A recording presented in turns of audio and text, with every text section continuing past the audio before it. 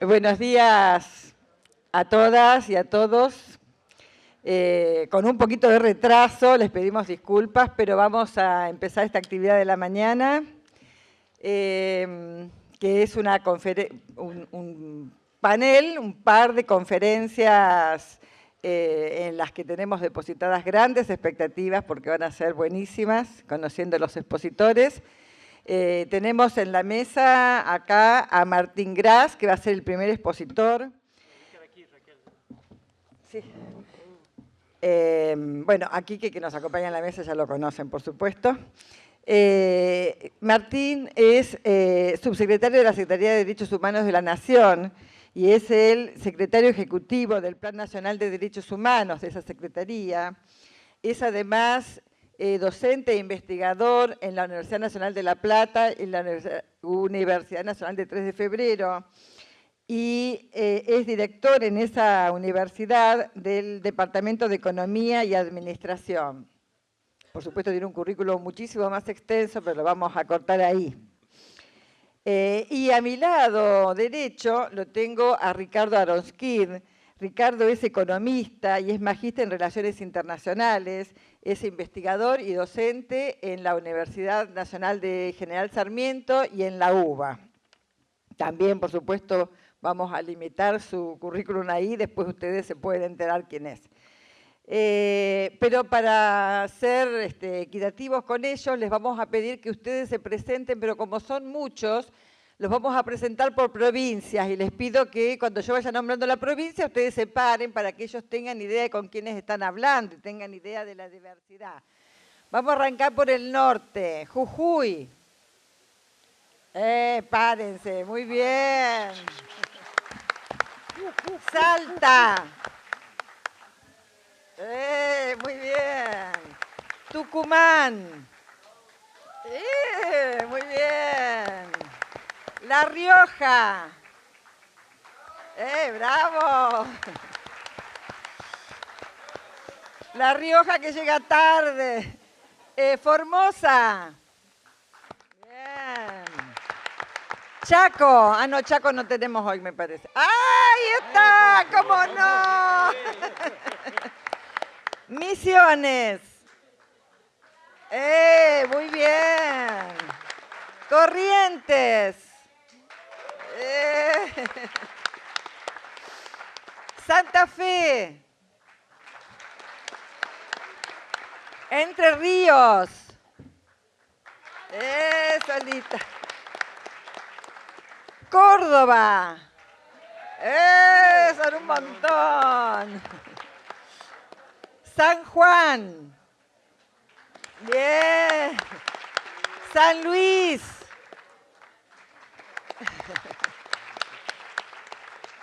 Neuquén.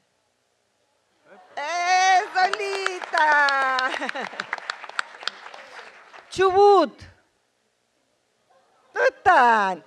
Provincia de Buenos Aires. También son un montón. Muy bien. Entre Ríos. ¿Ya los nombré? Perdonen. Y de la ciudad de Buenos Aires. Me olvidé Mendoza y San Luis, perdonen. San Luis dijiste. Río Negro. Río Negro. Levántese todos los que faltan. ¿Y Santiago del Estero? ¿Ya los nombré? No, Santiago no. Santiago del Estero. Son un montón también. Bien. ¿Quién más falta? Mendoza. Río Negro. Bien. ¿Chubut? No hay. Bueno, ¿estamos todos? Se quedó dormida la de Chubut. Bueno, muy bien. Hemos roto el hielo. Ricardo, vos querías empezar con la... Vamos a empezar con una cosa especial. Buenos días. Antes de entrar a los temas que nos convocan,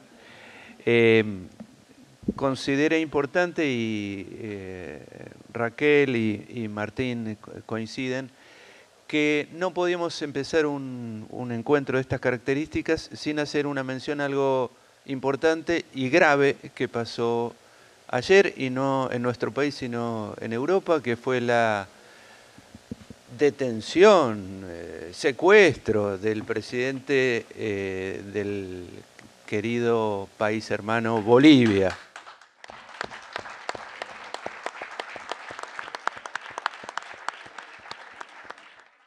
Así que yo, sin entrar en un... por ahí después tenemos un poquito de tiempo y entramos en eso, pero digamos, sin hacer un análisis muy extenso, consideré que nosotros como argentinos, como latinoamericanos, como gente que quiere la patria grande, no puede sino solidarizarse, mandar todo el afecto y toda la preocupación, porque lo que está pasando y esta violación de derechos de un presidente latinoamericano es de una gravedad extraordinaria.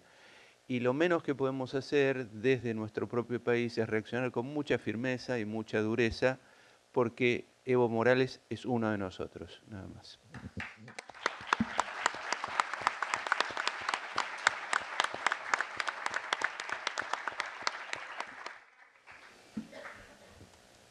Bueno, empezamos. Raquel, si me permite. Buenos días. Yo no quisiera agregar nada que no se haya dicho, pero sí expresar, ayer hablábamos de que este proyecto no es posible sin nuestros sentimientos, sin nuestras emociones, entonces me parece oportuno también, me parece que está bueno decirlo, el querido compañero Martín, nosotros lo queremos mucho. Es un compañero, digamos, además de todo su formación, su capacidad, su currículum, su experiencia, etcétera, etcétera, etcétera, que eso seguramente está y estará en los libros, pero creo que, como decía nuestro maestro, lo más importante es que seguro siempre está en la memoria de sus paisanos. Entonces, parece que eso es lo más lindo que tenemos como para compartirlo, aparte de todo el conocimiento que él comparte con nosotros. El hecho de tener un compañero de la calidad que es Martín, a nosotros nos alegra muchísimo tenerlo en la carrera. Quería que sepan que están un compañero militante que para nosotros lo queremos mucho. Entonces, además de este conocimiento que él siempre comparte con nosotros, quiero que sepan que también van a compartir con un compañero del Proyecto Nacional y Popular, alguien que es muy importante para el Proyecto Nacional y Popular. Eso es lo que quería decirles. Y bueno, creo que cuando esta carrera cumple con el desafío que hablábamos ayer y antes de ayer sobre la inclusión, ¿no? El desafío de la inclusión de esta carrera es que ustedes, estudiantes, puedan compartir con compañeros como Martín y participar de esto que es nuestra propuesta de inclusión desde la educación. Así que, y transmitirle a Martín, en público, no quería perder la oportunidad de transmitirle nuestro afecto, nuestro cariño y agradecimiento que esté acá con nosotros. Gracias, Martín.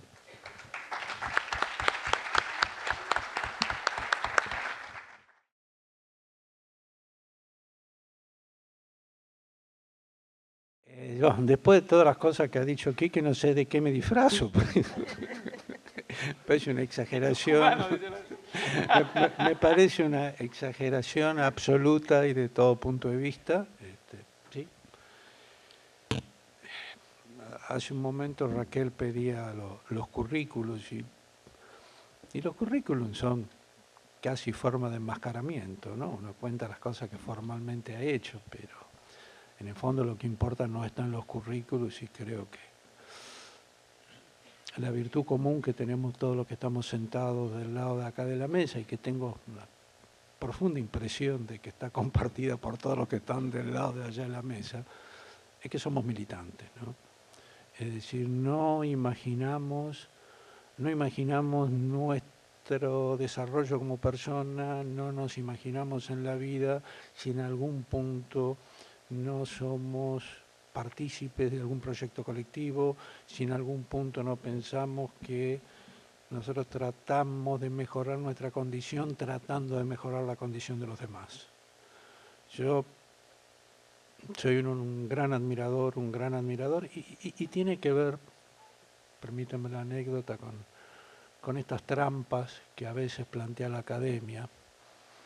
Hay un filósofo, murió hace unos pocos años, el hombre se llama Emmanuel Levinas.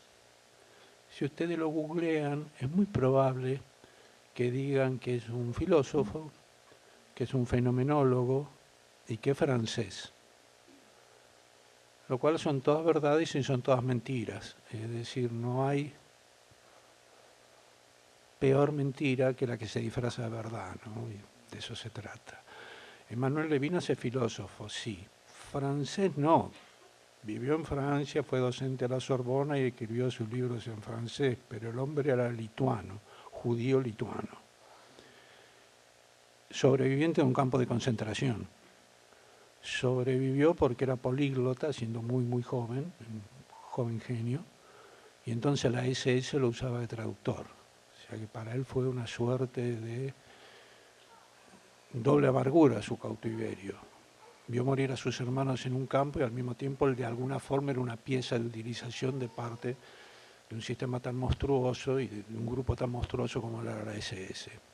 Después termina en Francia. Entonces, por empezar, el filósofo francés es lituano, ¿no? Esa cosa de la soberbia imperial que hablábamos un poco, hablaba Ricardo, pasa lo que pasa con Evo ayer.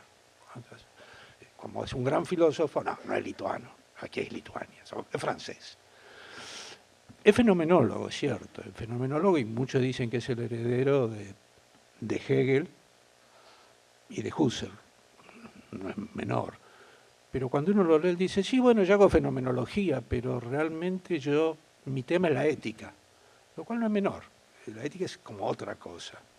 Pero aparte dice, yo soy judío y sobreviviente de un campo, entonces yo lo que hago básicamente es lectura del Talmud, lo cual es otra cosa. Entonces nos encontramos con un sobreviviente de un campo de concentración que es judío, que lee el Talmud y que hace ética. Y que figura, por favor, hagan el esfuerzo en Wikipedia, filósofo francés fenomenólogo. Es fantástico, ¿no? Es fantástico. Y lo más interesante de Manuel Levinas es que Manuel Levinas desarrolla, es uno de los padres de la teoría de la otredad, de la existencia del otro. Y aquí es muy interesante, y es el tema del que vamos a hablar. Los derechos humanos se originan basados en una idea que tiene un punto individual, y es que cada individuo tiene todos los derechos. Entonces, ese punto central tiene como dos avenidas.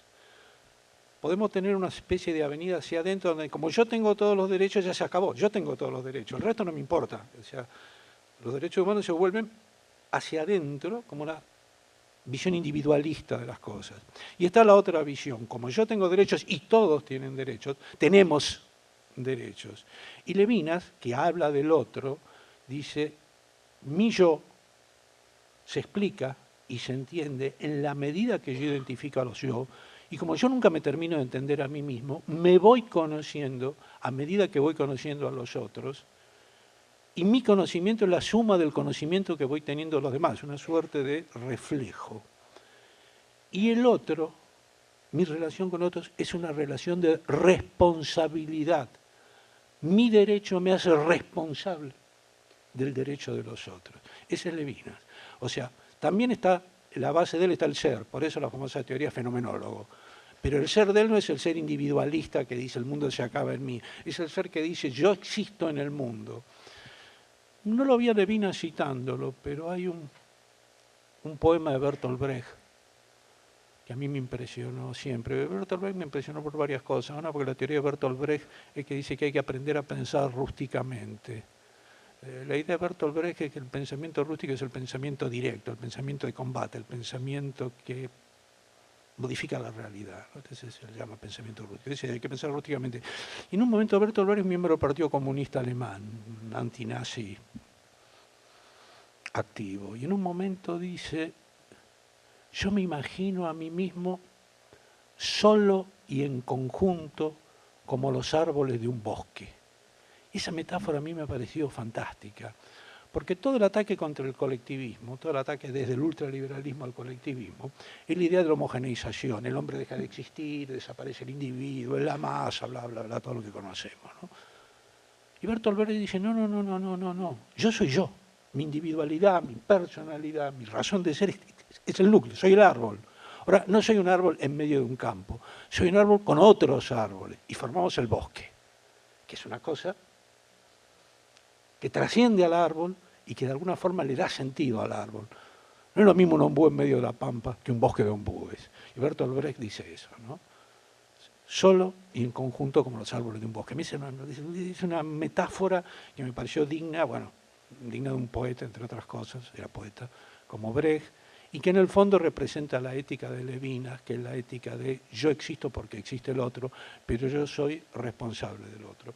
Yo tengo aquí un paper que realmente vamos a hablar un poquito de esto, y le comentaba a Raquel, se lo voy a enviar para que se lo envíe a ustedes. No es exactamente el tema, es un paper para un congreso en septiembre, porque yo entre mis numerosas defectos, digamos, estoy metido en temas de administración pública. Entonces es un paper para un congreso de administración pública donde trato de explicar qué se llama el enfoque de derechos humanos en la administración pública. Y arranco con una frase de Levinas. Cuando uno está enamorado de alguien, en el buen sentido del término, lo usa permanentemente, ¿no? Y la traduje, porque es un libro de Levinas que no está traducido, o sea que probablemente traduje mal, porque el francés y yo nos peleamos bastante. Pero dice, en lo concreto, dice Levinas, en lo concreto, los derechos del hombre, droit de l'homme, estamos hablando ya de derechos humanos, los derechos del hombre se manifiestan a la conciencia como el derecho del otro, o sea, los derechos generales, los derechos universales, los derechos del hombre se manifiestan a la conciencia individual como los derechos del otro, al que yo debo responder. Yo estoy obligado a responder a los derechos del otro.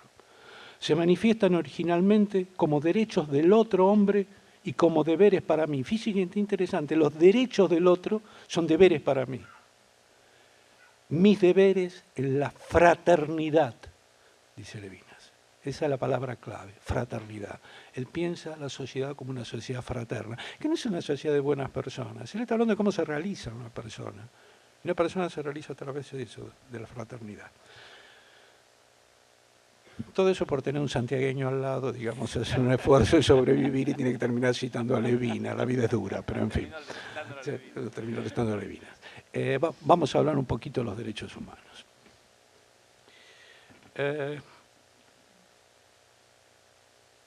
Quiero aclarar que yo soy abogado, punto. Quiero aclarar que hago todo el esfuerzo posible para que no se sepan, no se note y no se enteren que soy abogado. O sea que lo que estoy haciendo es un grado de desnudarme en forma casi impúdica ante ustedes. Soy abogado y los que me conocen dicen que mi mamá tenía temperamento muy fuerte. La Facultad de Derecho en Tucumán estaba en la manzana de mi casa y dicen que mi mamá no me dejaba cruzar la calle. Entonces, como mi mamá era muy fuerte y no me dejaba cruzar la calle, la única facultad a la que podía ir yo era Derecho. Menos mal porque al frente estaba Ciencia Económica, hubiera estado terminado como Ricardo. Entonces, estudié Derecho porque no me dejaban cruzar la calle 25 de mayo. Los tucumanos, yo vivía en San Juan y 25 para los tucumanos. Entonces, no me dejaban cruzar la calle, la vuelta, Facultad de Derecho. Ok. Yo digo, y asumiéndome abogado, que el principal problema de los derechos humanos es que se llaman derechos. Porque automáticamente, inconscientemente, hacemos una suerte de segmentación y pensamos, derechos, son cosas de abogado, tiene que ver con leyes, con procedimientos, con instancias jurídicas, con recusaciones, impugnaciones, con todo ese mundo de la justicia tan complejo.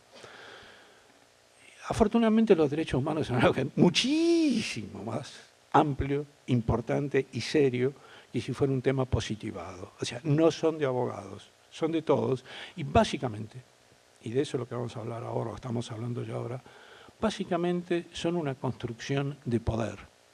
Son una construcción de poder y como toda construcción de poder, son una construcción de la política. No son abstracciones. En general, Y hago la afirmación más amplia, aunque vuelvo a los derechos humanos, nunca acepten el engaño de que la ley o lo jurídico está escindida de lo político. Lo jurídico, la ley, es política por otros medios. Clausewitz decía que la guerra es política por otros medios.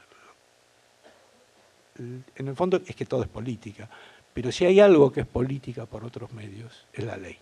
La ley lo que hace es cosificar, establecer, instalar en un momento dado una relación determinada de fuerzas en una sociedad dada.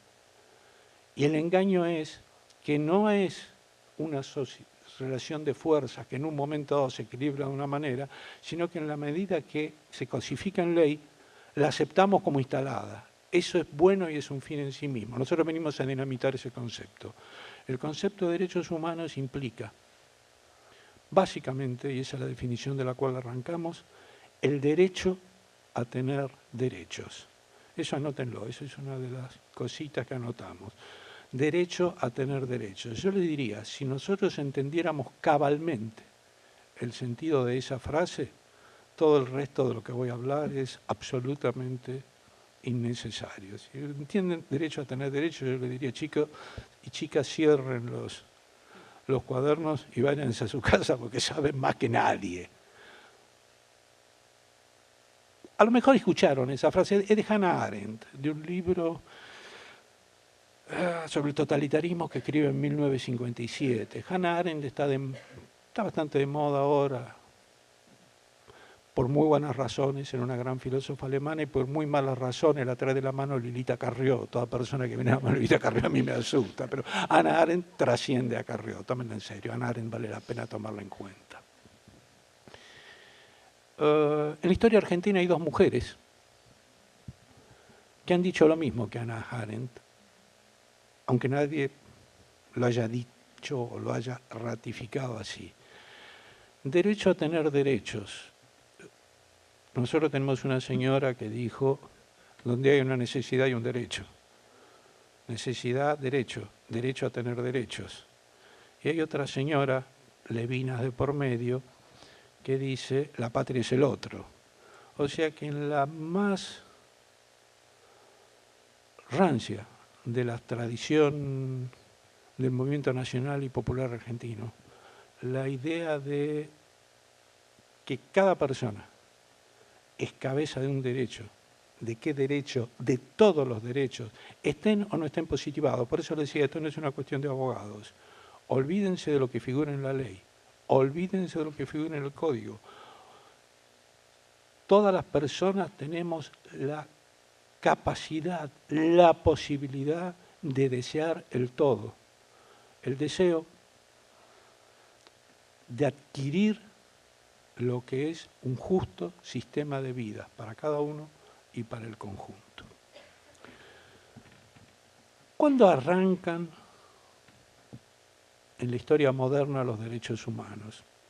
No voy a hacer arqueología ni paleontología de los derechos humanos, no voy a hablar si en la Biblia, el profeta Amós, olvidémonos.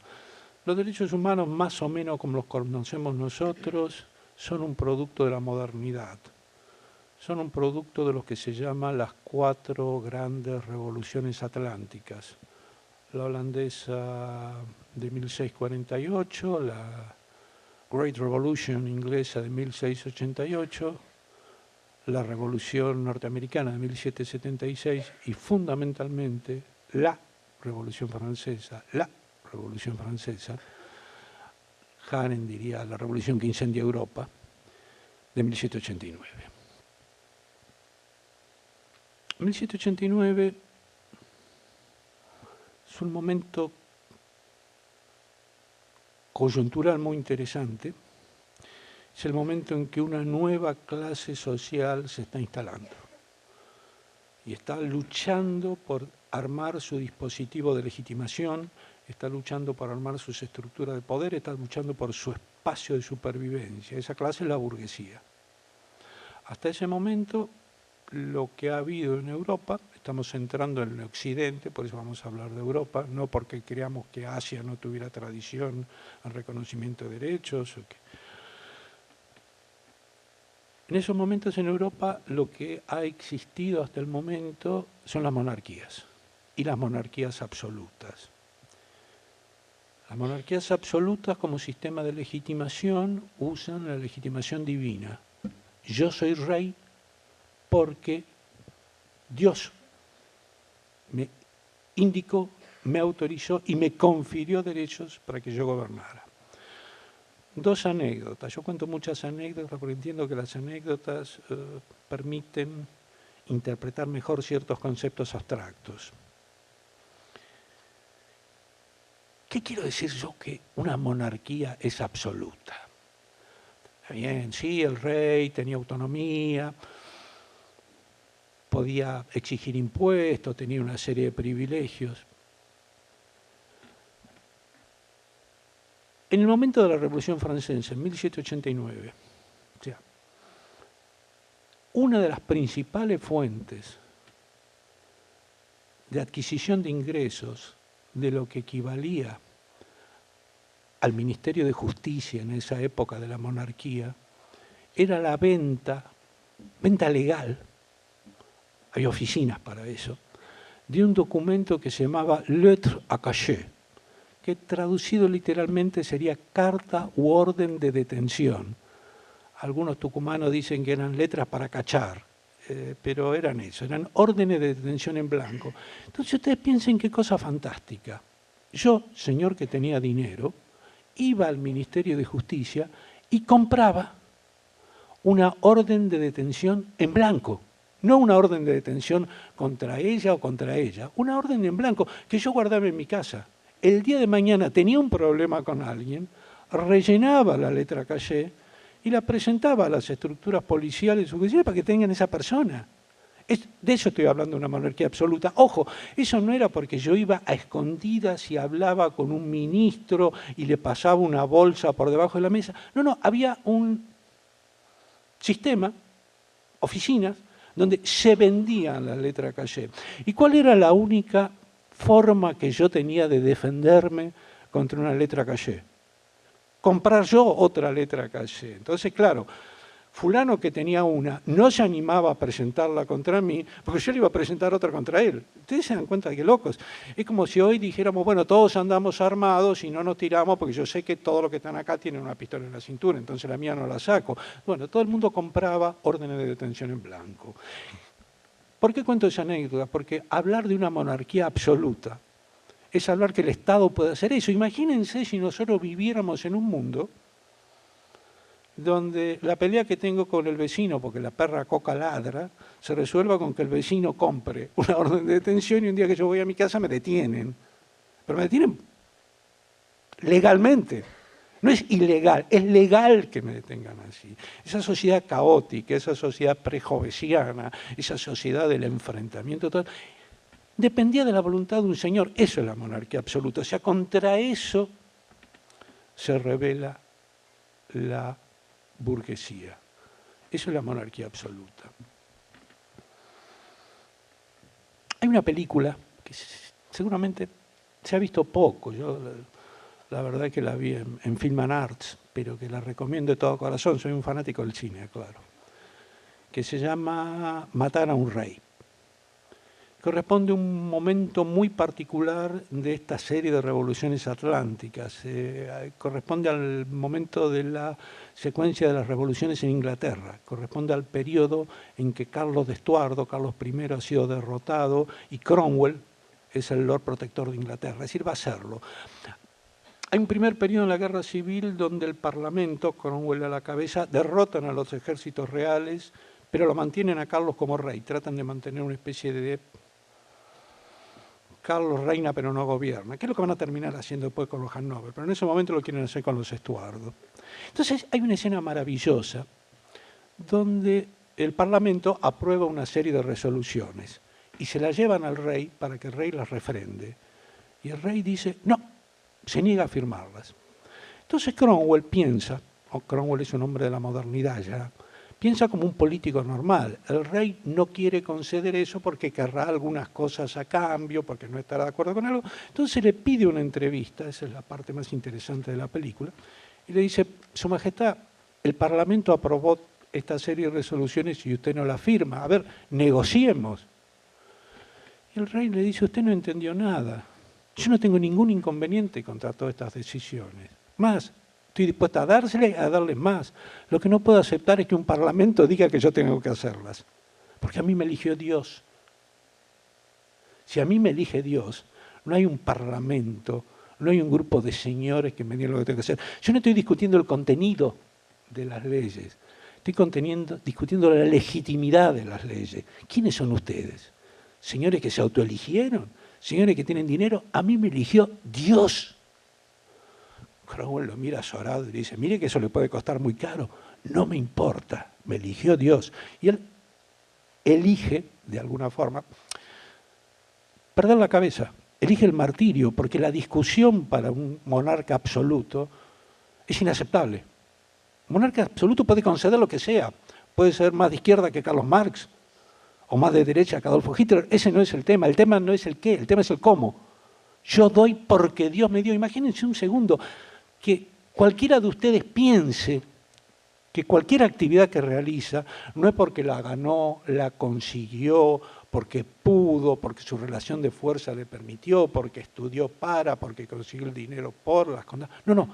Dios, en el momento en que nacieron, decidió que ustedes tenían todos esos derechos. Entonces, ante esa idea de que aquí los derechos los da Dios a una persona, se alza la idea, revolucionaria idea, increíble idea, de que los derechos están en cabeza de las personas. Pasamos de Dios a las personas. En el fondo, no ha habido, desde ese punto de vista, mayor quiebre revolucionario en la historia universal que la idea de hacer pasar el poder de Dios a hacer pasar el poder a la cabeza de la gente. Todo lo demás, si hicimos regímenes de derecha, regímenes de izquierda, si el sistema de representación es este o aquello, si la democracia es directa o participativa, todos los debates actuales que tenemos en estos momentos son intentos de aplicar ese momento de ruptura central en la cual un sector social le dice a otro sector social en cabeza del rey, señores, los derechos son de todos y nos corresponden por condición humana y no son propios de una sola persona y le corresponden por decisión divina. Ese es el momento político, ese es el momento en que se constituyen los derechos humanos, le droit de l'homme et le citoyen, como va a decir la Declaración Francesa de 1789, esa es la gran ruptura histórica. Muchos analistas, muchos historiadores hablan de la Revolución Francesa, a los franceses les encanta aparte porque ellos son muy así, como la Grande Revolution. No tengo una particular simpatía con esos conceptos grandilocuentes de los franceses, pero debo concederles que si por revolución nosotros entendemos esa ruptura en el concepto de poder, de dónde está el poder y a dónde pasa el poder, efectivamente, la gran revolución es la francesa. Y lo puedo entender un poco a Le Ductot. Le Ductot era el ministro de Relaciones Exteriores de Vietnam. ¿Fue Le Ductot? Casi seguro que sí. ¿O fue el ministro de Relaciones Exteriores chino? Uno de los dos, o el vietnamita o el chino. Habían comenzado las negociaciones que se hacían en Francia para tratar de terminar la guerra de Vietnam. Y algún periodista le pregunta o a Chu Enlai, que era el ministro de Relaciones Exteriores chino, o a Le Ductot, que era el ministro de Relaciones Exteriores vietnamita, le pregunta, ¿qué opina de la Revolución Francesa? En 1970 le preguntan eso. Ya. Y él le dice al chino, era Chu Enlai, y él le dice, y no sé, dice, es una revolución en proceso, es demasiado joven todavía. Frase fantástica, ¿no? Es decir, en el fondo es ese, en el fondo todos somos, aún la revolución de octubre de la Unión Soviética, del 17, todos en el fondo, todos somos hijos, queridos o no queridos. A veces los hijos les llamamos a los padres, pero todos somos en un punto hijos de la Revolución Francesa. Y acá dije un concepto que me adelantaba. Uno de mis compañeros de cátedra dice que, y es ahí la idea que quiero que avancemos, que en el momento que se produce esa ruptura o ese enfrentamiento entre burguesía y monarquía, la puerta que se abre es mucho más grande de la que los burgueses imaginan. Porque los burgueses, en su afán de legitimarse, cuando dicen los derechos no son de Dios al rey, dicen los derechos son de la condición humana a todos los hombres, universalizan los derechos. Y ahí viene la trampa. Ellos están pensando en los derechos para ellos y están hablando de derechos para todos. Mi colega, se llama Marcelo Rafín, tiene un artículo muy lindo que se llama A través del espejo, la invención de los derechos humanos. Dice que en gran medida nosotros somos hijos de los sueños no cumplidos de la burguesía. Efectivamente, la burguesía abre una puerta enorme que piensan que es para ellos. Y en esa puerta enorme aparecemos todos los demás. Y en el fondo, la historia de los derechos humanos es la historia de a quienes se aplican los derechos humanos. De hecho, yo el otro día discutía con Marcelo porque él tiene esa frase maravillosa donde dice que probablemente, cuando está de los sueños no cumplidos de la burguesía, dice probablemente los burgueses no eran conscientes. Y la verdad que eran bastante conscientes. En la misma serie de reuniones de la Asamblea 1789, donde se aprueba el primer gran documento, que es el documento fundacional en Occidente de los derechos humanos, que es la Declaración del Hombre y del Ciudadano, la Declaración de los Derechos del Hombre y del Ciudadano, piden la palabra dos representantes de la nobleza, que ahora son representantes del tercer estado, el más conocido de ellos es Mirabeau, dicen, está bien, aprobamos estos derechos universales, pero no se lo digamos a la gente, porque todavía no hemos discutido cómo se van a aplicar y a quiénes se van a aplicar. Fíjense qué fantástico, acabamos de aprobar derechos universales, e inmediatamente decimos, pero no se lo digamos a la gente, porque también no sabemos a quiénes se va a aplicar. ¿Cómo? Si son universales, ¿cómo vamos a discutir a quiénes se van a aplicar? Se van a aplicar a todos, es bastante claro. No. Mira, hoy convence a decir, un momento, no, calma muchachos, no lo tomemos tan en serio. En realidad hay cerca de 18, por ese periodo, declaraciones de derechos del hombre. A nosotros se nos queda una, ¿no? La Declaración de los Derechos del Hombre y del Ciudadano, 1789. Hay dos más del conjunto de la cual yo quiero hablar. Una se llama exactamente igual. Se llama Declaración de los Derechos del Hombre y del Ciudadano.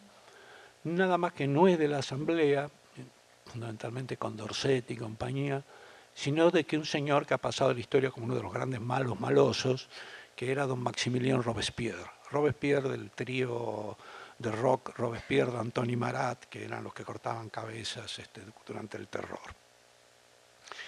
Y la tercera de la que voy a hablar es una declaración que tiene una pequeña diferencia, se llama Declaraciones de los Derechos de la Mujer y de la Ciudadana. Declaración de los Derechos de la Mujer y de la Ciudadana. Vamos a hablar primero de la Declaración Clásica de la 1789. La Declaración Clásica de 1789 arranca diciendo, están todos ya con los datos precisos, están en el paper que les voy a mandar, así permítame, para no tener que buscar el documento y leerlo, permítame la imprecisión, voy a citar el concepto. Comienza diciendo en su artículo 1 que los derechos naturales del hombre, viene la naturaleza del hombre. Noten que yo hablo de condición humana, ellos hablan de naturaleza humana y toda una discusión ahí. Son la libertad, la propiedad, la seguridad y la resistencia a la opresión.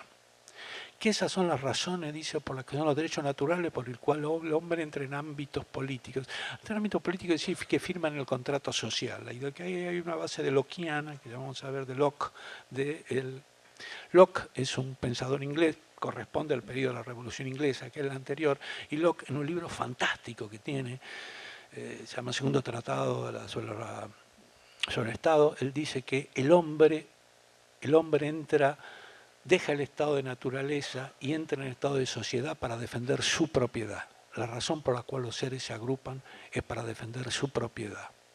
Y prácticamente el primer artículo de la Declaración de los Derechos del Hombre va a repetir ese concepto. Él dice los derechos naturales por los cuales el hombre entra en sociedad son la libertad, la propiedad, la seguridad. O sea, pivotean sobre el concepto de propiedad. ¿Libertad qué?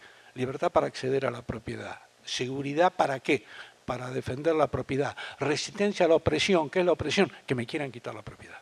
O sea, el concepto de Declaración de los Derechos del Hombre pivotea sobre el concepto de propiedad.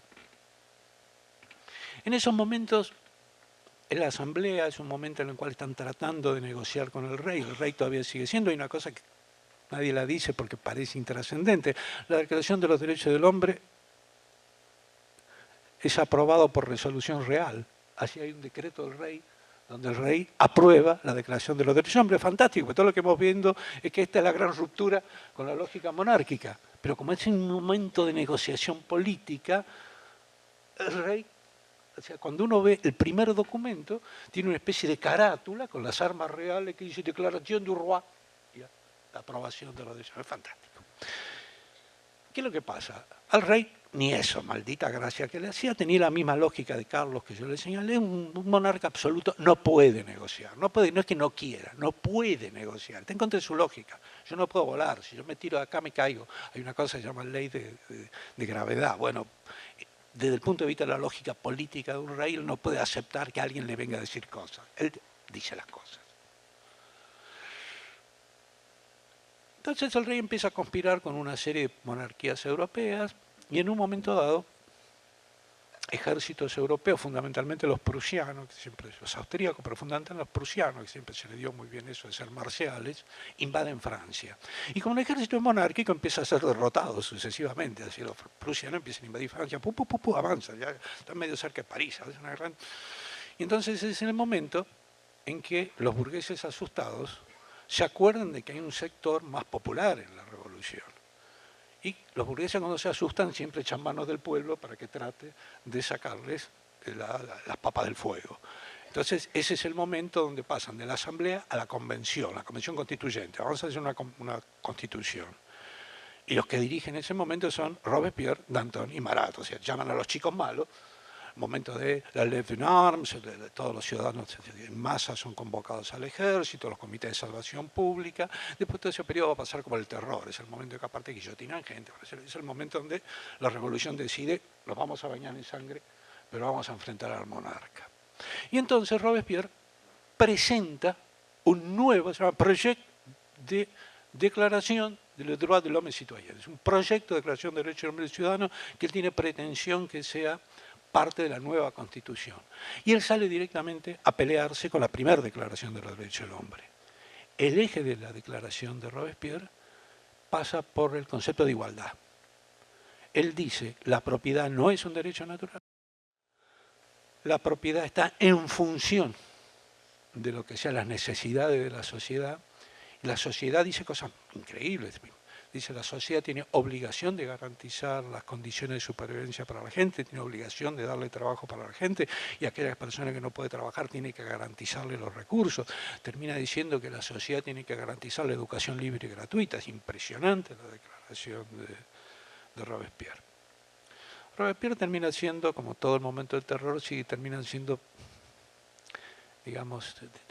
limitados por su propio derrotado, por su propio éxito, es decir, la movilización que ellos impulsan derrota al ejército prusiano, y una batalla totalmente desconocida y muy pequeña, Valmy, donde el ejército prusiano es derrotado, se consolida la revolución, el rey trata de huir, gran película, La Nuit de Valence, lo capturan en Valence, lo traen de vuelta, al rey le van a terminar cortando la cabeza. Pero claro, en el momento que se consolida la revolución, los muchachos duros de la revolución dejan de ser necesarios. Entonces, bueno, pasó la crisis, ya no te necesito, te corro.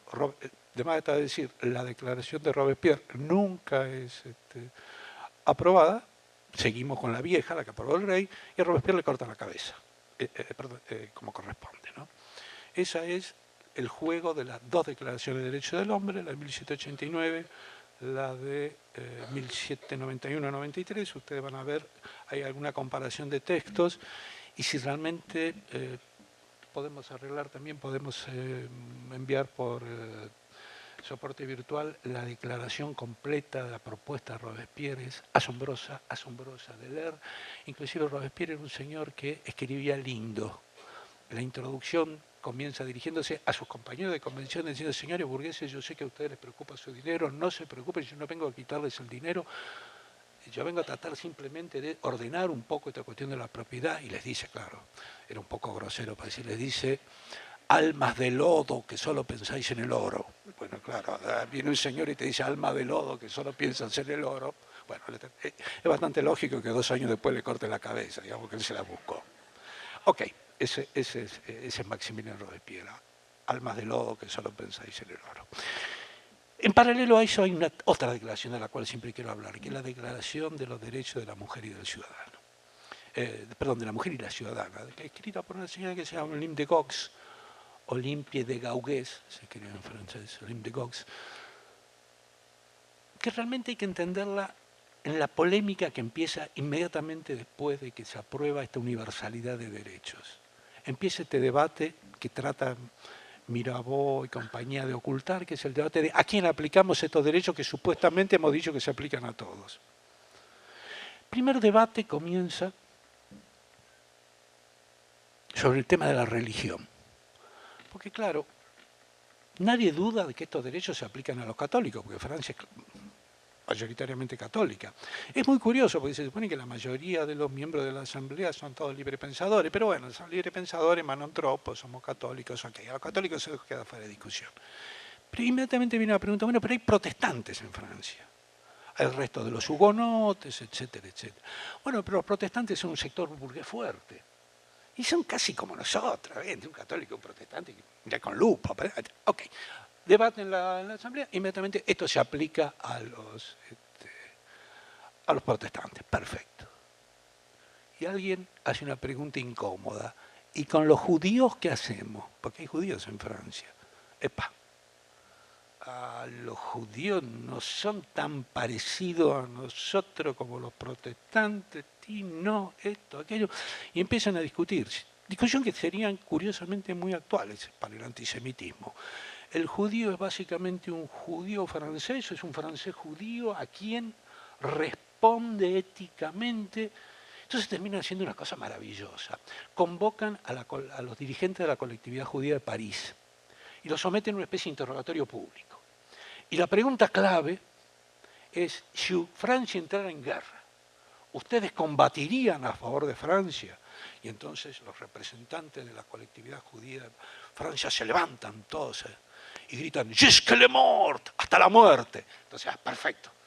Son ciudadanos franceses, van a combatir en los ejércitos franceses. Si la ciudadanía se compra con sangre, es maravilloso. ¡Jusque la mort! Y bien, los judíos entran también. Pero fíjense, es todo un debate.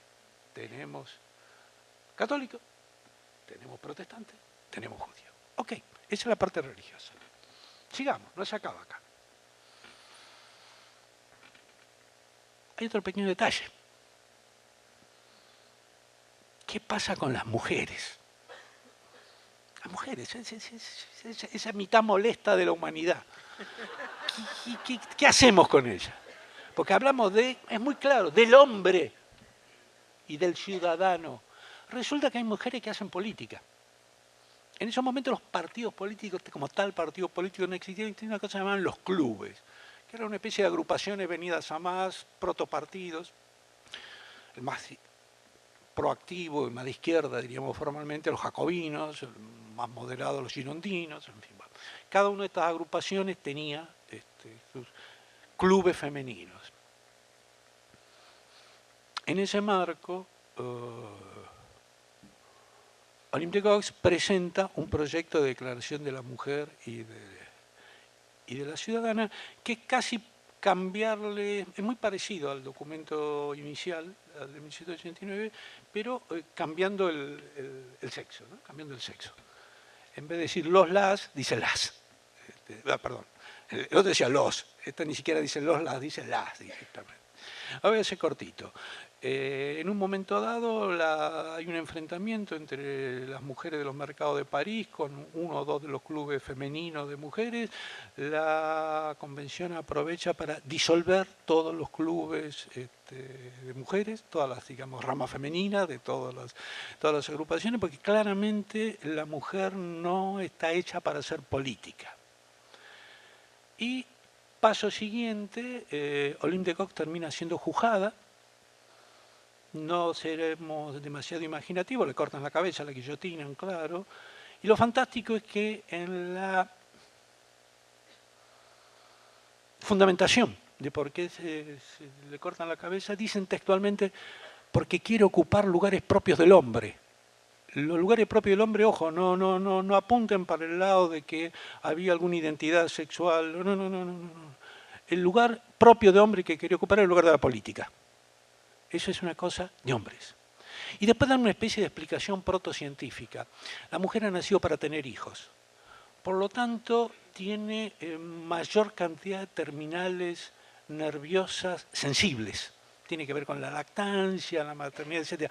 O sea, la mujer es más sensible, borda la histeria, entonces no es capaz de profundizar razonamientos complejos, el grado de rigurosidad, de racionalidad que tiene la política.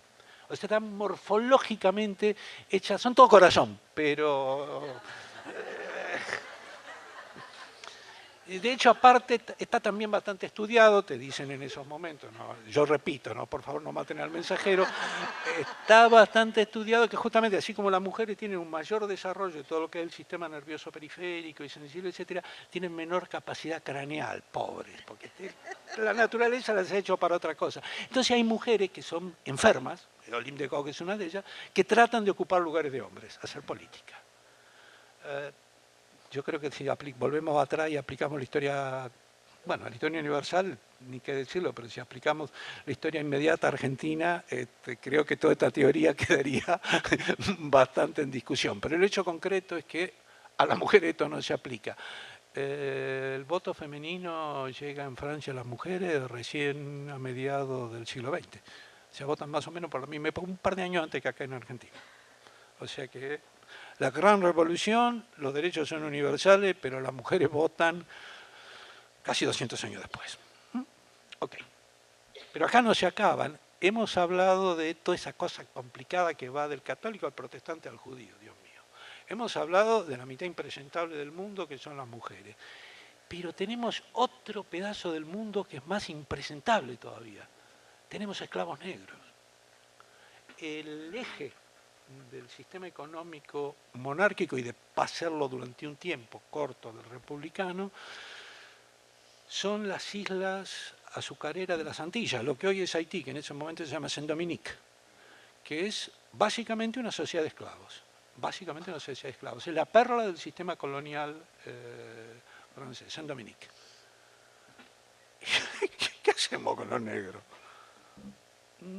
La verdad que podríamos, y sería más que interesante, dedicarnos un taller entero a estudiar el tema haitiano, porque es un tema absolutamente fascinante, y creo que y en el marco de lo que proponía Ricardo, los que creemos en una patria grande, nos debemos un estudio serio de Haití, la primera experiencia revolucionaria en América, la primera república y la primera república negra en la historia del mundo. Realmente, a ver, todos sabemos, pero recordemos, no hay Bolívar sin Haití. Es decir, en un momento dado Bolívar, aniquilado literalmente en lo que es la Gran Colombia, termina refugiándose en Jamaica, lo echan de Jamaica los ingleses, que se supone que debían apoyarlo, termina en Haití, Petión termina dándole, Petión que es el presidente haitiano en esos momentos, termina dándole un barco, termina dándole hombres, termina dándole armas, y fundamentalmente, miren lo que es una república, le da una imprenta. Bolívar vuelve a a la Gran Colombia, no solo con hombres y con armas, vuelve con una imprenta. Eso es la revolución haitiana y eso se lo debemos, pero valga el agradecimiento y la referencia y volvamos a lo que estábamos hablando. Nos encontramos con los negros. Entonces hay un periodo muy breve, 4 o 5 años, donde sí, bueno, le vamos a dar algún tipo de igualdad a los negros. Es una ventana muy cortita, 4 años. Todo esto termina al final con una expedición militar dirigida por Leclerc, que es el cuñado de Napoleón. Manda 20.000 hombres, lo cual para la época era una monstruosidad. Ustedes piensen que la segunda invasión inglesa a Buenos Aires, que era considerada una cosa gigantesca, mandan 10.000. La primera, cuando Beaufort ocupa Buenos Aires, son 1.500. Y Napoleón manda 20 y pico mil hombres No, la hermana.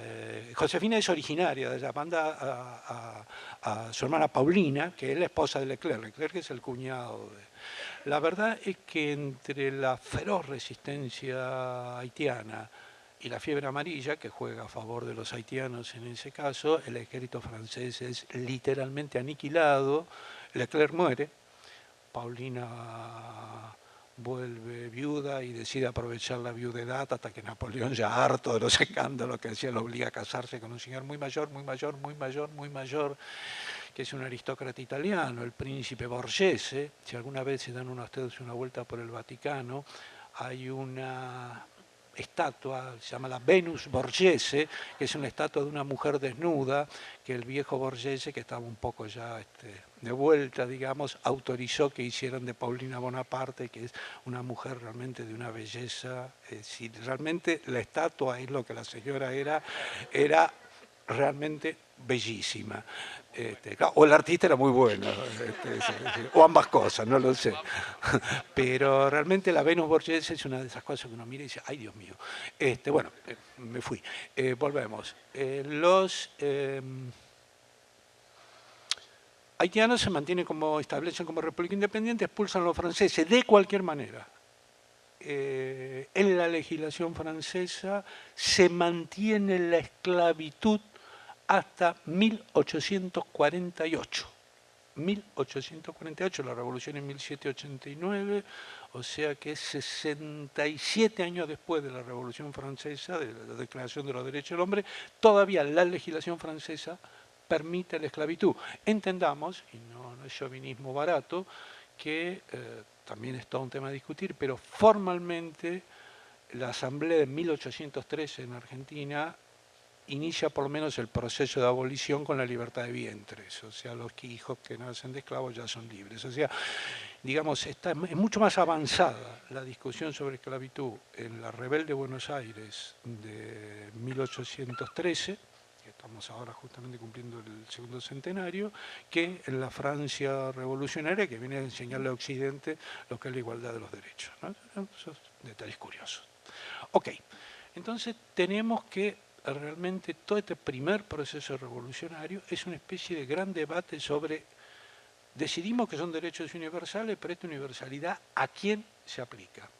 Y entonces nosotros llegamos a la conclusión de que la Revolución Francesa termina definiendo un sujeto de derechos, una subjetividad, que es un señor que es blanco, por supuesto, europeo, varón, eso es absolutamente ninguna duda, mayor de una determinada edad y propietario de una renta económica básica. Porque se supone que tiene que tener una cantidad de dinero propio para poder gozar de una suerte de independencia para poder dedicarse a la política. O sea, la política, aparte de ser cosa de hombres, es cosa de gente que sea básicamente rica. Entonces, el primer perfil del poseedor de derechos está muy lejos de lo que nosotros entendemos por una universalidad de derechos. De hecho, y aquí hay una cosita muy interesante que después lo vamos a rescatar ya a la luz de lo más contemporáneo. Un autor canadiense, insospechable de peronista, primero porque canadiense, Segundo, porque escribe en 1950, un señor que se llama McPherson. McPherson dice una cosa muy interesante, que después va a retomar Laclau, etcétera, que es que en los comienzos la idea de democracia, como nosotros la entendemos, la idea de universalidad, de una ciudadanía amplia, con respecto a la idea de libertad vinculada a los derechos humanos, son conceptos contradictorios. Es decir, la burguesía que apoya la Declaración de los Derechos del Hombre le tiene mucho miedo a la democracia. La democracia está vista en esa concepción burguesa liberal como demagogia, como una apelación a las masas, como una cosa que corrompe y amenaza. Es el gobierno de la turba, digamos. Empleando palabras contemporáneas, podríamos decir una suerte de dictadura de los votos. Es el gobierno de la turba. Entonces, durante mucho tiempo, de 1789 hasta mediados del siglo XIX, 1850 más o menos, la democracia va a ser una cosa, el liberalismo y la libertad va a ser otra. Y recién a mediados del siglo XIX, y fundamentalmente en América Latina, las burguesías locales hacen un experimento social genial, que es identificar la libertad con la democracia y establecen un concepto de democracia limitada, de democracia tutelada, de democracia restringida, que es el contexto sobre el cual se constituye la Constitución de 1853. O sea, un tucumano, a quien respeto mucho, de hecho cada vez que voy a Tucumán voy a visitar la tumba de él, que está en la Casa de Gobierno, que es don Juan Bautista Alberdi, redactor, como todo el mundo sabe, del proyecto básico de la Constitución, dice una palabra tremenda, dice textualmente: hagamos reyes y llamémoslos presidentes. O sea, la Constitución de 1853 es el prototipo de la Constitución aristocrática. No es un invento de Alberdi, pese a que sea tucumano, no es un invento de Alberdi. Alberdi en esos momentos es un gran receptor de la otra revolución, de la revolución norteamericana. En esos momentos es un receptor de la declaración de la revolución norteamericana. Y todo este debate que se da dentro de Francia sobre a quién se aplican las cosas, también se da en Estados Unidos sobre quiénes son ciudadanos y a quién se aplica la Constitución. Y ahí sí quiero leerles un texto. Van a permitir, sí, lo encontré fácil porque lo había dejado doblado para leerlo. No lo encontré fácil, es otra cosa. Lo voy a encontrar, tengan paciencia, acá está. Esto fundamentalmente tiene dos objetivos. Uno, tratar de entender que este proyecto limitativo de la burguesía, del que son los derechos, no solo es francés, es realmente universal, es norteamericano también. Y aparte porque realmente el documento me resulta muy gracioso. El documento está firmado por un señor que se llama John Quincy Adams.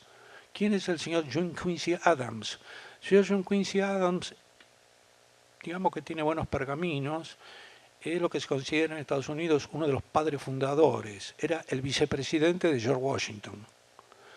Era el redactor de la Constitución del Estado de Massachusetts, antes de que aprueben la Constitución de lo que van a ser los Estados Unidos, se aprueban las constituciones estaduales, que son Entonces, él redacta la Constitución de Massachusetts, es el vicepresidente de Washington, y su hijo, John Adams, va a ser el sexto presidente de Estados Unidos. O sea, el señor es claramente uno de los que están en el núcleo mismo del poder revolucionario norteamericano de 1776.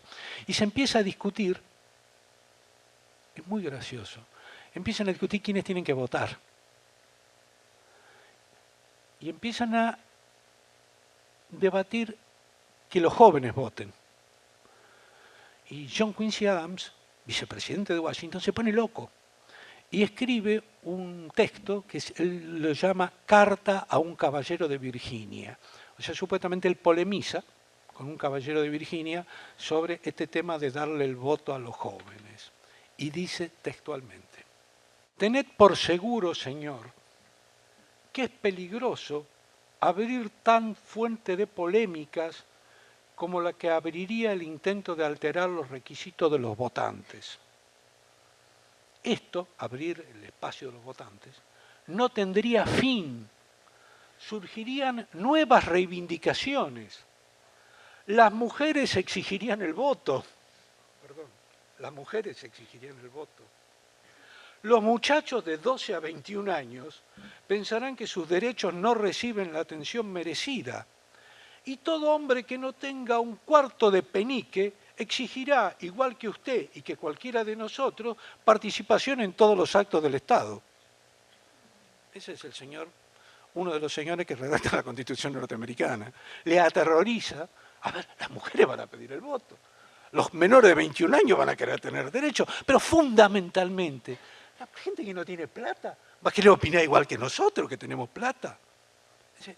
Ese es el concepto con el cual la burguesía instala los derechos del hombre. Uno podría decir que de alguna forma toda la historia posterior es una enorme historia de tratar de abrir ese espacio, de esa subjetividad blanca, masculina, propietaria, europea, y la extiendo a los norteamericanos, porque el norteamericano, el anglo, se siente como un partícipe de, y nuestro constituyente del 53, la famosa generación del 37, Sarmiento, Alberdi y compañía, también se van a sentir, a ver, ¿cuál es la propuesta de ellos? Crear París en el Plata. Buenos Aires es la París del Plata. O sea, siempre la idea de la reproducción automática de Europa acá.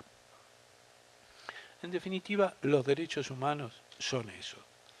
Y la historia de los derechos humanos es una historia de la ampliación, no tanto de los derechos, es tanto de la ampliación de los sujetos de derecho.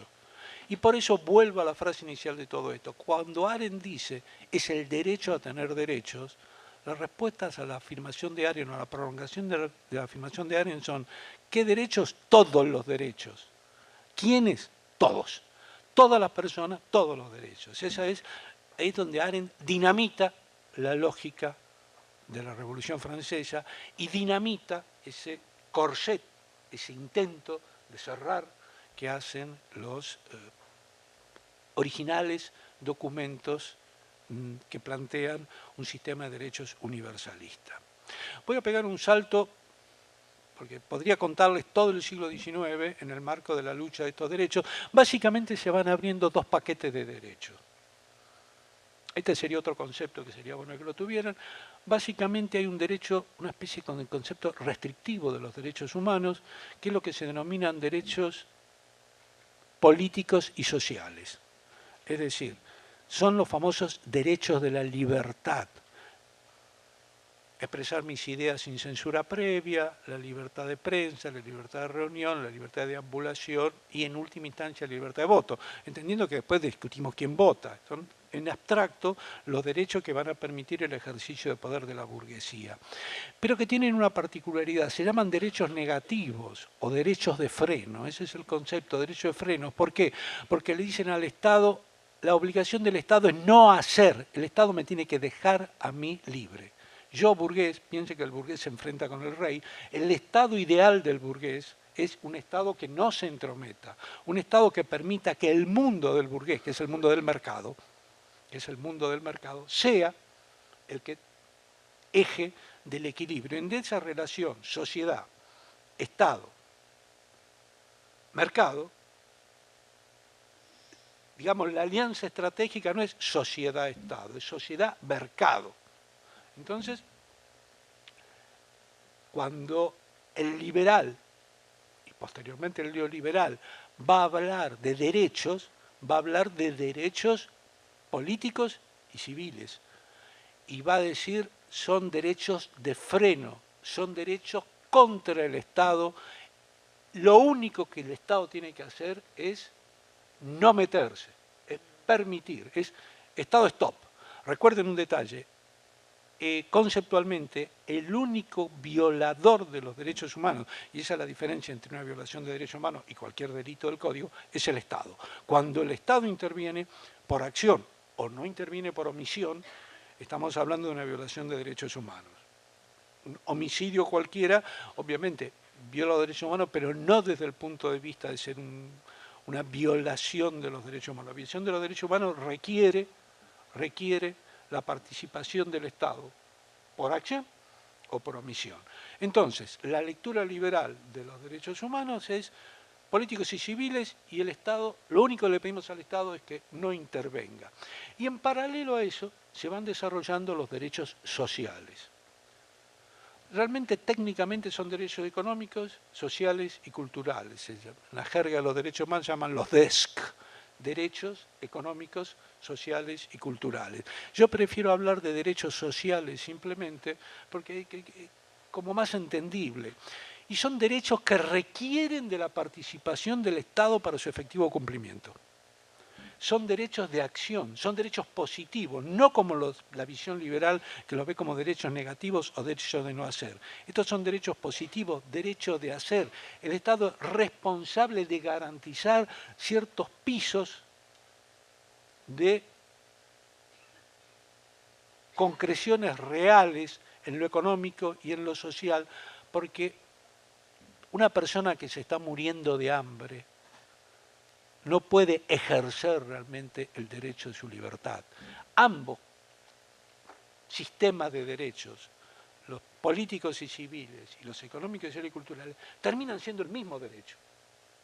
Uno es necesario del otro. No se trata de dar de comer negando la libertad individual. Volvemos a Levinas del comienzo. Aquí hay derechos, aquí hay derechos. Pero tampoco se trata de una especie de cancha libre donde los que tienen poder pueden ejercer esos derechos y los otros, bueno, lo siento mucho. Entonces empiezan a desarrollarse en paralelo esos dos núcleos de derechos, los derechos de libertad y los derechos sociales. El eje es el Estado, en un caso es el Estado no debe hacer, en otro caso el Estado debe hacer. Salto temporal, 1948. Un movimiento absolutamente central es la Declaración Universal de los Derechos Humanos. Naciones Unidas, post Segunda Guerra Mundial, el mundo ha quedado aterrorizado de la violencia, 60 millones de muertos, la bomba atómica. Por primera vez la raza humana tiene la capacidad de autodestruirse. O sea, la existencia de la aparición del factor atómico cambia la lógica del mundo. Hasta el momento el mundo podía inferirse daños brutales, matar 60 millones de personas, hay que matarlo. Pero por primera vez están en condiciones de borrar toda forma de vida del planeta. En ese marco, cuando todavía, como decía el amigo Eduardo Luis Duhalde, cuando todavía están calientes los hornos de Auschwitz, se aprueba la Declaración Universal de los Derechos del Hombre.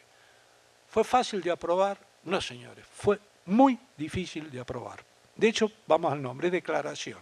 En el lenguaje de Naciones Unidas, una declaración es casi lo más liviano, es el menor nivel de compromiso, lo más light, es decir, nos gustaría que, opinamos que.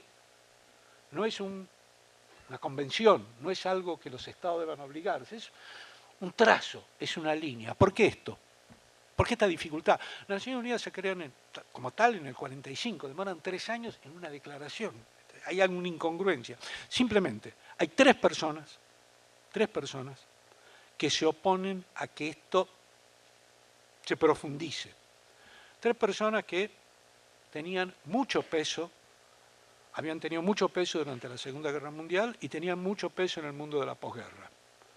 Winston Spencer Churchill, Joseph Stalin y Franklin Delano Roosevelt. Churchill, Stalin y Roosevelt. Los tres les hacía ruido esto de los derechos humanos, por 3 razones diferentes. La de Churchill es obvia. Churchill lo dijo explícitamente: yo no vengo a liquidar el Imperio Británico. O sea, la idea de Churchill es: el Imperio Británico va a seguir después de la Segunda Guerra Mundial. Lo dijo: yo no vengo a liquidar el Imperio Británico. No vengo a cerrar esto y decir, bueno, muchachos, se acabó.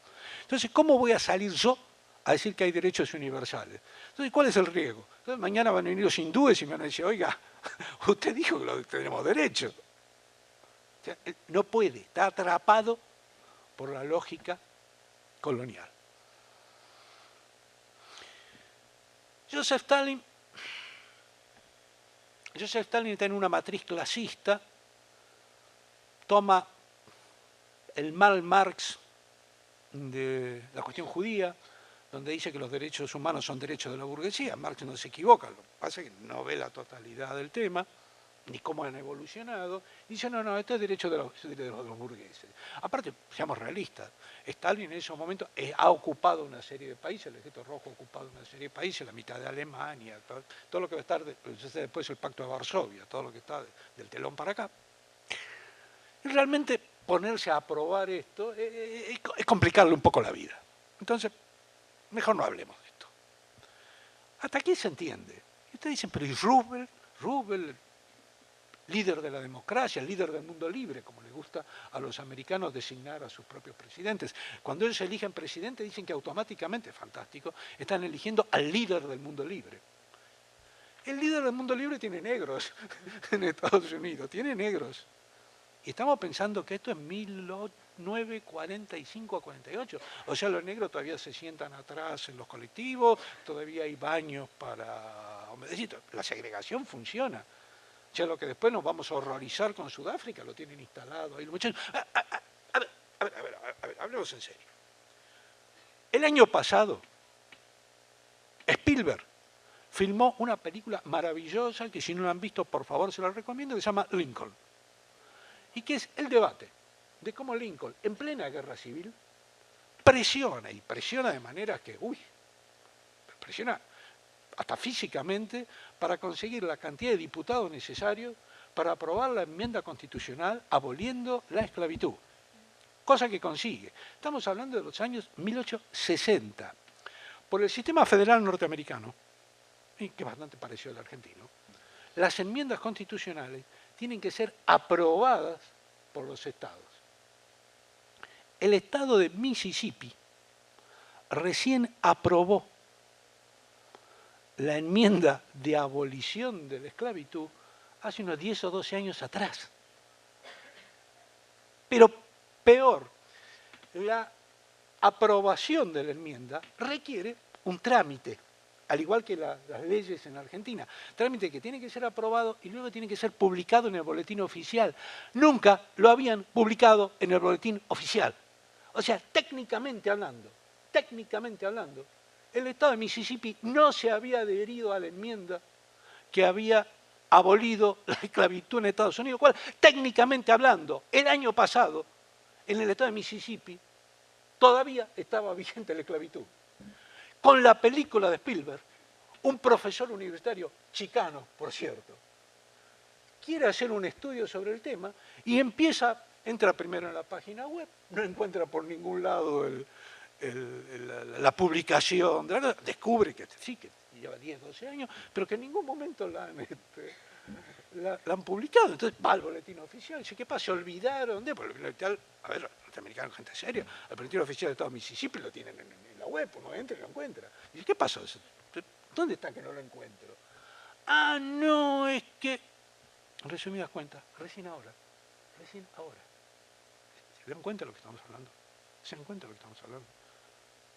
O sea, necesitamos a Spielberg, que tampoco pretendía eso, pero necesitamos una película de Hollywood, necesitamos un profesor chicano en Mississippi, desde una universidad que tiene una suerte de prestigio, que se vaya y diga, che, pero ¿se comieron esto? ¿Se comieron? No se comieron, simplemente estos malditos burócratas federales de Washington no me van a obligar a mí. ¿Saben cómo llamaban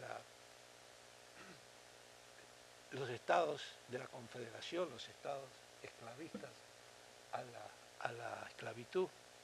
La institución particular. Decían que era una cosa cultural. No, esto no pueden. No, los que no tienen esclavos no pueden entenderlo. Esta es una institución particular. Entonces, claro, estos malditos de Washington no nos van a obligar a que publiquemos. Está bien, era un pataleo, por supuesto. A ver, entendamos, no estoy pretendiendo que haya esclavos. Me preocupa más que haya trabajo esclavo en los talleres de la Ciudad de Buenos Aires que esto. Pero estoy hablando de cómo se construyen los imaginarios culturales. Y por eso, volviendo al comienzo, todo esto de los derechos humanos, olvídense de que tenga que ver con textos positivados. Tiene que ver con una discusión cultural. Básicamente es una batalla cultural. Básicamente es una batalla de apropiación de imaginarios. Es una batalla de apropiación de una lógica. ¿De qué lógica? De una lógica de poder. Entonces, en 1948, pese a Roosevelt, pese a Stalin, pese a Churchill, bueno, Churchill ya no estaba en el poder, se termina aprobando la Declaración de los Derechos del Hombre, Declaración Universal de los Derechos del Hombre. Vuelvo a decir, declaración, el nivel menor, texto importante, un texto para enorgullecerse, un texto a partir del cual se construyen cosas magníficas. ¿Cómo hacen para construirlo? Todo el mundo dice, bueno, fue la pluma de un gran jurista francés, un hombre llamado René Cassin, cierto. Pero las Naciones Unidas crean un comité para redactar esta declaración y colocan a una mujer en la presidencia del comité. Colocan a una mujer. O sea, la Declaración Universal de los Derechos del Hombre, la señora que presidió el comité de redacción era la viuda de Roosevelt, Eleanor Roosevelt, que les quiero aclarar. A propósito, he empleado una incorrección en la definición. Dije la viuda de Roosevelt. La señora era ella. Aparte se casó con Roosevelt. Pero la señora tenía méritos y pergaminos propios. A esa señora, ella siguió firmando a Eleanor Roosevelt toda su vida, así que ha tomado su decisión. Pero quiero decir, tenía una historia previa a Roosevelt, la tuvo con Roosevelt y la siguió teniendo después de que Roosevelt se murió. Roosevelt se había muerto 4 años antes. Gracias a esa señora tenemos la declaración. Y me van a permitir, y aquí esto sí me van a permitir que les lea un texto de ella, que tiene mucho que ver con ustedes. Porque la señora en un momento dado plantea, en el año 58, cuando llevan 10 años de aprobación de la declaración, ella plantea que los derechos humanos no se pueden quedar en las grandes convenciones internacionales, que los derechos humanos, empleándolo en palabras nuestras, tienen que llegar al territorio, que si la gente en el territorio no se apropia de esos derechos, no tenemos derechos humanos. Y ustedes trabajan en el territorio. Por eso es importantísimo, y me van a permitir que se lo lea, lo que dice esta señora. Y vuelvo a decir, entendiendo estas cosas, todo lo demás es innecesario. Eleanor Roosevelt en el año 1958 dice textualmente: en definitiva, ¿dónde empiezan los derechos humanos universales? En pequeños lugares cerca de nosotros, en lugares tan próximos y tan pequeños que no aparecen en los mapas. Pero esos son los lugares que conforman el mundo del individuo, el barrio en que vive, la escuela o la universidad en que estudia, la fábrica, el campo o la oficina en que trabaja. Esos son los lugares en que cada hombre, mujer y niño busca ser igual ante la ley, en las oportunidades, en la dignidad sin discriminación. Si estos derechos no significan nada en esos lugares, tampoco significarán nada en ninguna otra parte. Sin una acción decidida de los ciudadanos para defender esos derechos a su alrededor, no se harán progresos en el resto del mundo. Debo confesar que me conmueve cuando la escucho a la señora. Me conmueve lo que dice, me conmueve cómo lo dice, me conmueve la claridad que uno encuentra en algunas personas, porque uno cree que ha descubierto cosas. Uno dice la patria es el otro, y es Levinas. Uno piensa que ir al territorio significa rescatar la dignidad de la gente, y que si en el territorio nosotros no hacemos participar a la gente, si nosotros no nos sacamos de la cabeza la lógica del beneficiario y pensamos que esto es la lógica del participante, que esa persona no es un beneficiario de una política pública, sino un señor al cual le estamos reconociendo parte de sus derechos. No estamos haciendo política, y ya lo dijeron. Quiero decir, el tema es que está dicho. Lo que tenemos que hacer es hacerlo. Lo que tenemos que hacer es hacerlo. Lo que tenemos que hacer es hacerlo. Pese a lo que diga el diario La Nación, pese a lo que diga el diario Clarín. Señores, esto no lo inventó la señora Cristina Fernández de Kirchner porque un día se levantó y dijo, ¡uy! Hoy le voy a reconocer derechos a la gente. La humanidad viene luchando desde hace centenares de años para que los derechos sean reconocidos en la gente. En todo caso, lo que tiene de magnífico este proyecto es que ha tomado esa antorcha y la sigue llevando adelante. Y de lo que se espera de ustedes, es que sean capaces de traducir esa definición general de políticas concretas. Ustedes tienen que atravesar el territorio con eso, no solamente llevando una política nacional, reconociendo el derecho de la otra parte y generando una relación interactiva en la que ustedes sean un nexo y le permitan a esa persona sentirse partícipe del Estado. Porque en definitiva lo que estamos construyendo aquí es ciudadanía, entendiendo por ciudadanía una doble vía de acceso. Por un lado es la inclusión, por otro lado es la participación en decisiones. No somos benéficos, tratamos de ser justos. No sé si se entiende. Uy, ¿tengo tiempo? No, no tenemos nada.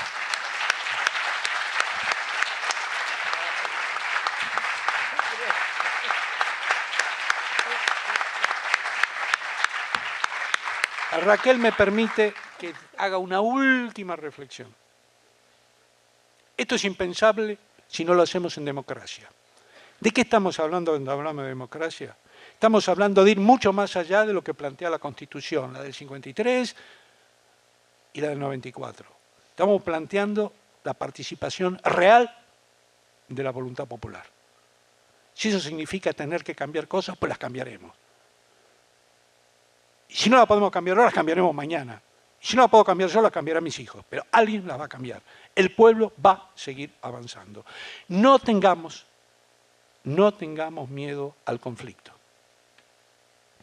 El conflicto es parte de la lógica democrática.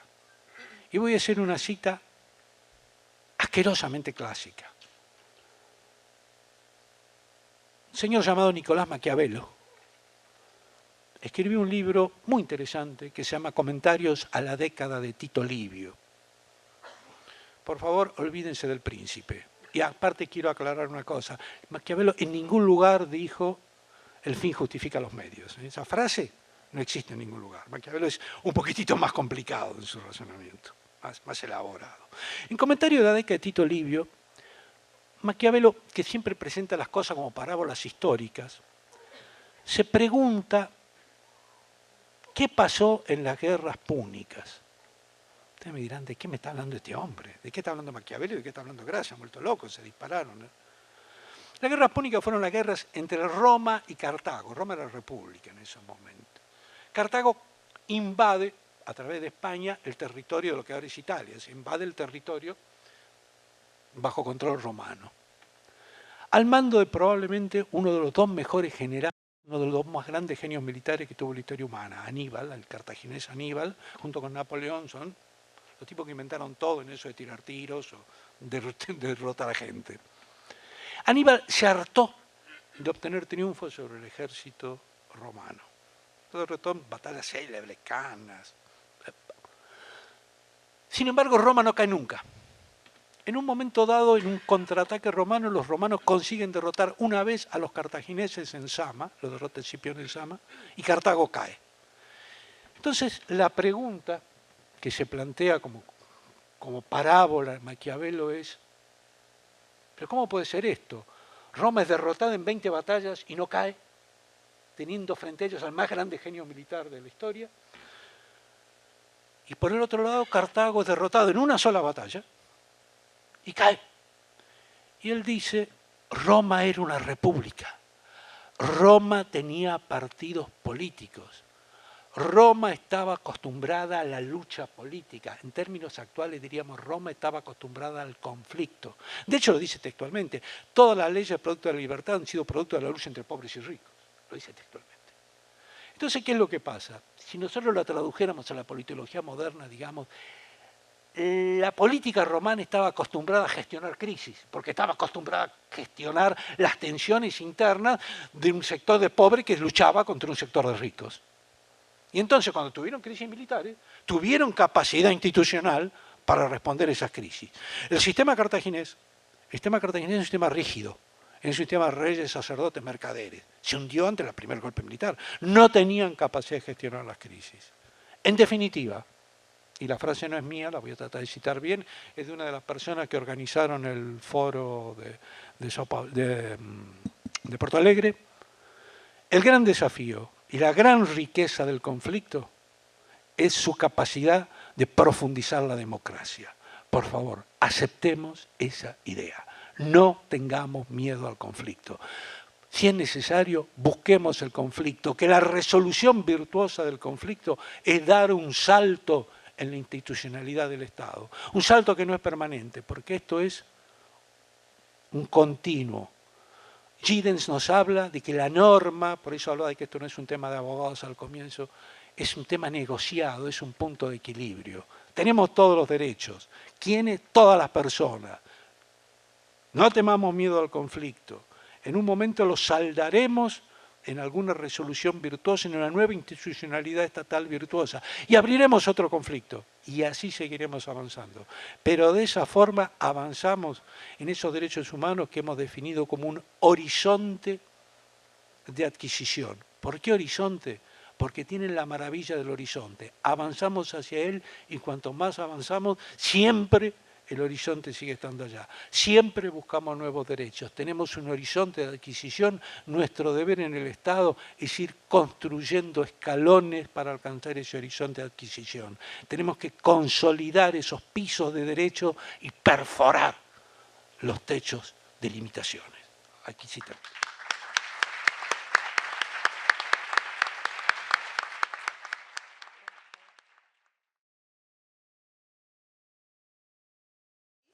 Que muchas veces la gente más pobre no puede, porque está justamente sujeta, atada, ¿no?, a ocupar su tiempo en ganarse la vida, ya sea con un carrito de cartonero, ¿sí?, ya sea en un taller clandestino, ¿sí? Te hablamos de la gente justamente más vulnerable, la gente que trabaja en los yerbatales, por ejemplo en Misiones, ¿sí?, o que trabaja en la vendimia en Mendoza, ¿tá? Yo creo justamente, digamos, que lo que hay que pensar, justamente que uno trabaja para que esa gente tenga derechos, o sea, para que pueda tomar las riendas de su vida, para que pueda participar en política, ¿sí?, para que pueda decidir sobre su destino y el destino también de los suyos. Eso no, quiero hacer un comentario nada más, esto que para mí como me quedó como esto, que el derecho a tener derechos es un poco esto mismo. Totalmente de acuerdo, compañera. Si me permiten, dos mínimos comentarios para abonar lo que usted dijo. Punto uno, volviendo a la Revolución Francesa. Lo primero que hace la Revolución Francesa, en nombre de la libertad, de su peculiar comprensión de la libertad vinculada a propiedad, es un proyecto, aprobó un proyecto que se llama Lex Le Chapelier. Le Chapelier es el diputado que la presenta, por el cual se disuelven automáticamente todas las organizaciones de los gremios, todas las corporaciones, en nombre de la libertad individual. A ver, yo no voy a hacer aquí ni mucho menos la defensa de las corporaciones o de los gremios de la Edad Media, que era una forma de controlar sectores y precios de mercado. Pero la solución fue peor que la enfermedad, porque en nombre de acabar con una fórmula que controlaba a particulares sectores obreros, se dinamitó toda posibilidad de organización colectiva y se instaló la idea de que el contrato de trabajo es un contrato individual donde cada persona individualmente negocia su fuerza de trabajo, como si yo me pudiera sentar con Agostino Roca a decirle: vea, don Agostino, usted tiene techín, yo tengo mi biblioteca, vamos a discutir cuánto me paga. Quiero decir, justamente, y por eso empleamos el término social, la primera respuesta a los derechos humanos de la burguesía, los derechos humanos de libertad, es la construcción de sindicatos. Y por eso, una de las personas que más sabe de derechos humanos en Argentina, Víctor Abramovich, me decía: yo prefiero hablar de derechos sociales. ¿Por qué? Porque en la Argentina postperonista, la idea de que el Estado intervenga en la negociación de conflictos entre capital y trabajo y que intervenga a priori a favor del trabajo, porque el trabajo es débil con respecto al capital, es una idea que está institucionalizada. Todo el mundo le parece bien que haya tribunales de trabajo. Es una revolución peronista que haya tribunales de trabajo. Y que llevemos 10 años seguidos de paritaria, Eso es una suerte de milagro. Entonces él me dice, mirá, tenemos muy institucionalizado en Argentina el derecho social, considerado como derecho laboral. Entonces yo, antes de hablar de económicos, sociales y culturales, para que la gente entienda el rol que yo le pido al Estado, prefiero hablar de derechos sociales. Eso por un lado, ¿no? Y por otro lado, compañera, yo le diría, ninguna política social, y soy convencido de lo que digo, lo que pasa es que no se lo estoy poniendo fácil, ninguna política social que no deje un saldo de capacidad organizativa en el territorio es una política social válida. Si no, estaremos repartiendo bolsones con mejor sonrisa. Lo que nosotros tenemos que dejar instalado es capacidad organizativa, porque lo que nosotros creemos es en la organización popular.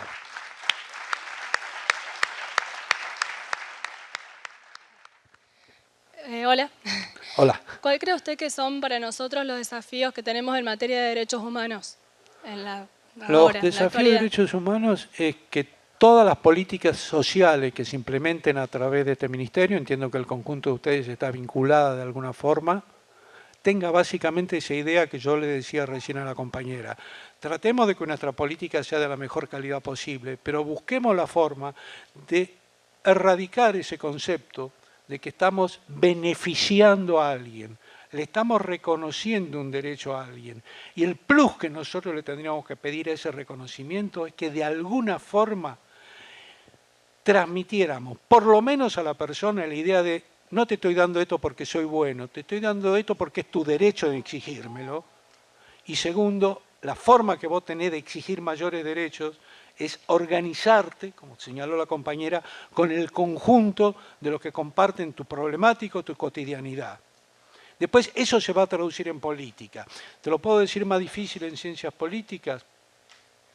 El amigo Laclau habla de la cadena de equivalencias.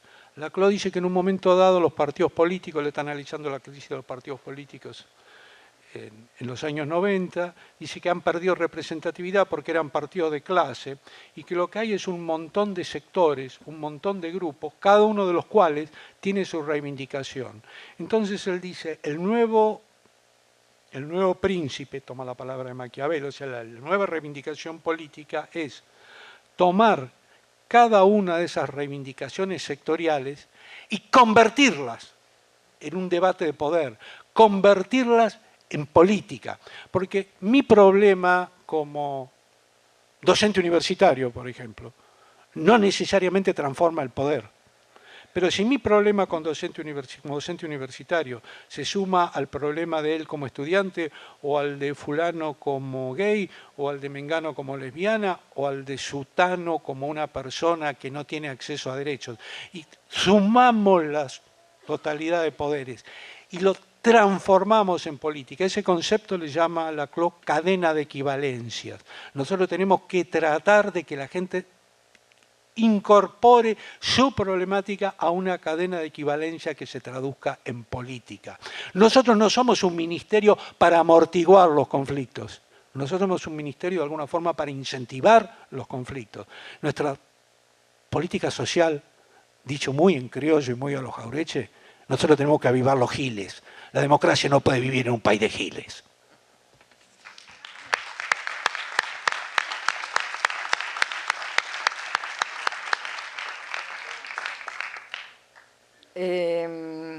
Miren, la conferencia va a estar, las dos conferencias van a estar puestas en el campus virtual, las van a tener filmadas como video y van a estar además dos documentos que ambos conferencistas van a brindarnos para que ustedes puedan profundizar.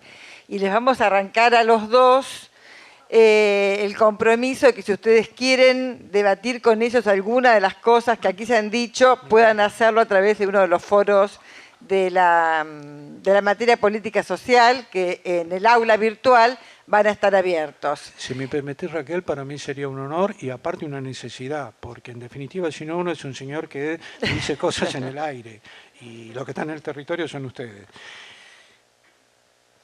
Le leí una frase de Levinas, me van a permitir que cierre con una frase de Boaventura dos Santos, que tiene que ver con el Estado, porque ya que ustedes me hicieron, en última instancia, en algún punto, son todos funcionarios del Estado, todos somos funcionarios del Estado y en algún punto todos somos burócratas en el buen sentido del término. Dice Boaventura dos Santos, para que nos sintamos orgullosos, el Estado es un animal extraño, mitad ángel y mitad monstruo, pero sin él muchos otros monstruos andarían sueltos, insaciables a la caza de ángeles indefensos. Mejor Estado siempre, menos Estado nunca.